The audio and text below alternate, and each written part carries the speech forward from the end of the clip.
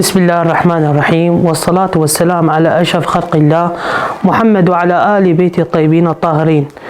إني شيخ عمار الحاج أحمد ابن الحاج الشيخ داير آل خنجر البيضاني.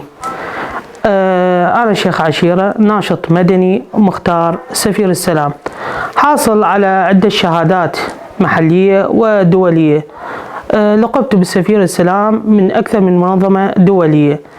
أعمل كمختار خدمة للمجتمع، ولدينا كثير من الأعمال لخدمة المجتمع، وكشيخ عشيرة لأنه موروث أبا عن جد، نسعى إلى الإصلاح بين أفراد المجتمع وخدمة المجتمع. لنا كثير من الأعمال من المنظمات المجتمع المدني. أنا أيضا عضو في أكثر من منظمة مجتمع مدني ومجلس عشائري. هدفنا تحقيق السلام وخدمة المجتمع. أيضا أنا أمين عام لاتحاد السلام للقبائل العربية وسفراء السلام، وعضو في مجلس شيوخ العشائر الزبير، ومؤسسة الوحدة الوطنية، والمنظمات المجتمع المدني كثيرة لا تعد ولا تحصى. كما قلت لكم، هدفنا هو تحقيق الاستقرار والسلام.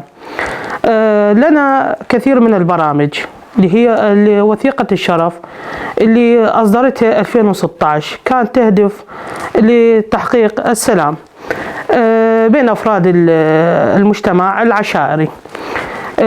من ضمنها هي عدم إطلاق العيارات النارية، وعدم كتب مطلوب دم على البيوت أو المحلات، وهدر الدم وغيرها من هذه القضايا التي ينبذها المجتمع والأعراف العشائرية الأصيلة.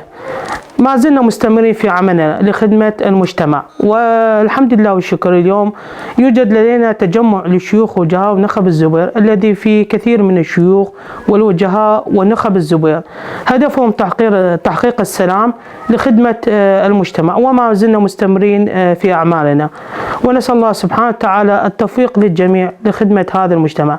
طبعا تحدثت عن نفسي، لكن أحب أتحدث قليل عن عشيرة البيضان. عشيرة البيضان من عشائر أبو عبود، قبيلة أبو محمد، العزة الزبيدية، موطنها في العمارة قضاء المجر. تمتاز عشيرة البيضان بالشجاعة والفراضة والكرم.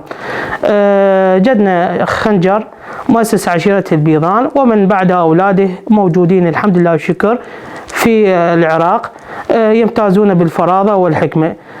جدي الحاج داير كان فريضة أبو محمد وشيخ عشيرة، ومن بعد والدي الأستاذ الشيخ أحمد أبو عمار، والآن أنا موجود لخدمة أبناء عمومتي وعشيرتي، ونسأل الله تعالى القبول للجميع لخدمة المجتمع.